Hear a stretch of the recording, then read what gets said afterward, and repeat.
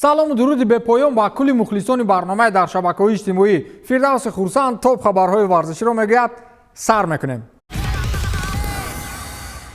Манчестер Сити дар ниҳоят ба хулосае омад ки бо Бернарду Силва тамдиди қарордоди ҳамкорӣ кунад. ба иттилои пойгоҳи хабарии Daily Mail, бошгоҳи англисӣ дар наздиктарин фурсат бо ҷониби футболбоз дар ин мавзӯъ ба муҳокима мепардозад. тобистони гузашта Барселона ба футболбози португалӣ таваҷҷӯҳ зоҳир карда буд, аммо пешниҳоди расмии трансферӣ накарданд. гуфта мешавад ки дастаи Сити зидди хоҳиши футболбоз рафтор карданӣ нест ва дар сурати хоҳиши футболбоз дар мавриди тарк сохтани даста омода аст ки ӯро бифурӯшад. Манчестер Сити ба дастаҳое ки Бернардро хоҳиши харидар доранд, нархи футболбозро аз 80 миллион фунт стерлинг кам намекунад. ин ҳам дар ҳолест ки ба иттилои шаҳриҳо Бернарду феълан ҳамчун футболбози калидии даста боқӣ мемонад ва атрофи мавзӯи трансферии ӯ ҳамон вақте бармегардад ки директори варзишии даста Чики Бегирстайн рӯйхати муддаиёни ивазкунандаи Бернардро тартиб бидиҳад. чолоктарин футболбози португалии дастаи Сити азми чемпион шудан дар лигаи чемпионҳоро дорад. ғайри чолок будан ӯ аз ҳад доно ҳам будааст. ӯ ахиран фаҳмид ки Ҳоланд яксу агар Сити ҳамаи бозингарони дунёро ки биёрад дар лигаи чемпионҳо ғолиб намешавад. ин барои он нест ки Сити чӣ камбудия дорад. ба он маъно гуфтам ки ба бовари баъзеҳо ба дастаи Сити дуо рафтааст ки чемпион нашавад. дар арафаи оғозшавии чемпионати ҷаҳонии футбол Қатар 2022 ҳамакнун пойгоҳҳои хабарӣ ва ниҳодҳои варзишӣ пешгӯӣ ё худ фарзияи худро барои муддаиёни асосии мусобиқа пешниҳод мекунанд. бо фарзияи 80% чунин ниҳодҳо мунтахаби Бразилия фаворити асосӣ аст. аслан бразилиҳо дар тамоми мундиалҳои охир муддаиёни ҳамешагианд. пойгоҳи хабарии машҳури англисии The Guardian ҳангоми тартиб додани радабандии иштирокчиёни мусобиқа дастаи Титеро ҳамчун муддаии асосӣ дар мавқеи аввал гузоштанд. ҳамчунин дар сегонаи аввали фарзияи расонаи англисӣ дастаҳои Аргентина ва Испания низ шомил гаштанд. мунтахаби Белгия ки дар радабандии беҳтарин мунтахабҳои FIFA дар мавқеи дуюм аст, дар рейтинги тартибдодаи The Guardian дар мавқеи 12 ва Португалиё бошад дар ҷои 14 қарор доранд. бразилиҳо аз ҳамаи мунтахабҳо дида шонси беҳтар барои чемпионшавӣ доранд, аммо дар охир боз олмониҳои баландтоле ҷоми ҷаҳонро болои сар мебардоранд. ба онҳо ҳам ба қавле дуо рафтааст. хабари хуш барои мухлисони Манчестер Юнайтед. Ҳарри Магуайр эҳтимол меравад ки бо сабаби осеб дар бозии муқобили Манчестер Сити иштирок накунад. гуфта мешавад ки дар дербии шаҳри Манчестер ки қарор аст рӯзи 2 октябр сурат бигирад, капитани Девҳои Сурх Ҳарри Магуайр бо сабаби осеб бардоштан дар бозии мунтахабҳои Англия ва Олмон дар Лигаи Миллатҳо ба майдон намебарояд. инро пойгоҳи хабарии Daily Mail расонаӣ кард ва ба иттилои ин ниҳоди хабарӣ Магуайр ғайри бозии муқобили Сити эҳтимол меравад ки чанд бозии ояндаи дигари дастаи Манчестер Юнайтедро сарфи назар мекунад. дар Лигаи Миллатҳо ки мунтахаби Англия муқобили мунтахаби Олмон бозиро бо ҳисоби 3-3 мусовӣ кард, Ҳарри Магуайр дар як бархурд аз пояш осеб бардошт ва баъдан хабарҳо нашр гардид ки осеби ӯ аҳамияти ҷиддӣ надорад, вале футболбоз бо тавсияи табибон бояд таваккал нанамояд. ёдовар мешавем ки Магуайр ин мавсим дар 3 бозии Премер-лигаи Англия иштирок дошт ва дар ин 3 бозӣ 3 маротиба корди зард гирифт. медонам ки мухлисони МЮ дар ин мавзӯъ чӣ мегӯянд. онҳо шукрона мекунанд ки аз Лигаи Миллатҳо ҳамин қадар фоида расид.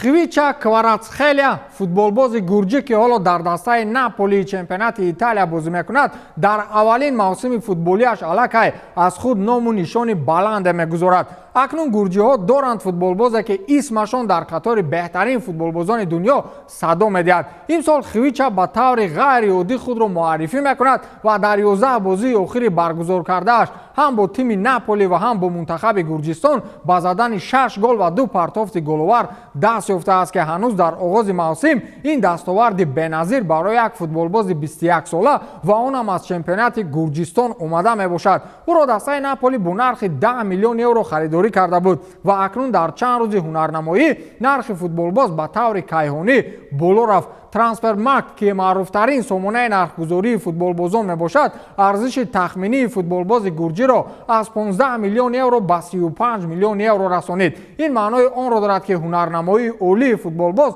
боиси он гашт ки дар вақти хеле кӯтоҳ якбора 20 миллион евро нархаш боло равад. ҳоло бешубҳа расонаҳои хабарии итолиёвӣ атрофи футболбози мазкур хабару мақолаҳо бисёр нашр мекунанд ва ояндаи дурахшони ӯро пешгӯӣ менамоянд. шумо ёд доред ки замоне дар дастаи локомотиви москва ба истеъдоди ӯ шак намуда бо ӯ шартномаи ҳамгорӣ тамдид накарданд. акнун боварӣ дорам ки футболдони ба қавли худ гении россия юрий палич ҳоло дар як гӯша нишаста аз кори кардааш шарм мекунад.